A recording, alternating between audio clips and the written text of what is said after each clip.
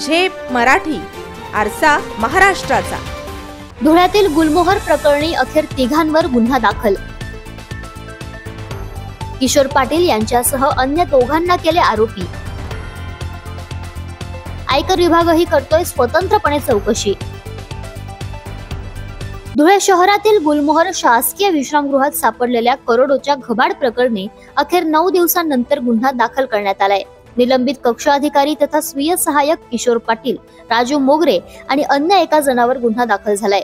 21 मे रोजी गुलमोहरच्या खोली क्रमांक 102 मध्ये 1,84,84,200 रुपये सापडले होते। या प्रकरणी पोलीस अधीक्षक श्रीकांत धिवरे यांनी भारतीय न्याय संहिता कलम 173(3) अन्वये चौकशीचे आदेश दिले होते। स्थानिक गुन्हे शाखेचे निरीक्षक श्रीराम पवार यांनी 9 दिवसात तपास चौकशी पूर्ण करून अहवाल सादर केलाय। किशोर पाटील यांच्यासह तिघांवर महाराष्ट्र पोलीस अधिनियम कलम 123 अंतर्गत कारवाई करण्यात आली आहे। हे कलम मालमत्तेच्या बेकायदेशीर मालकीशी संबंधित आहे। एखाद्या व्यक्तीकडे असलेली मालमत्ता त्याने कायदेशीर मार्गाने मिळवली नसल्याचा संशय असेल आणि त्याबाबत त्याला समाधानकारक स्पष्टीकरण देता येत नसेल तर त्या व्यक्तीवर गुन्हा दाखल केला जाऊ शकतो। या प्रकरणाचा तपास आता DYSP राजकुमार उपासे यांच्याकडे सोपविण्यात आला आहे। प्रकरणाचा आयकर विभाग देखील स्वतंत्रपणे तपास करीत आहे।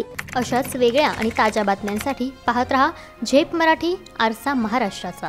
संपादक प्राध्यापक अनिल चव्हाण, धुळे।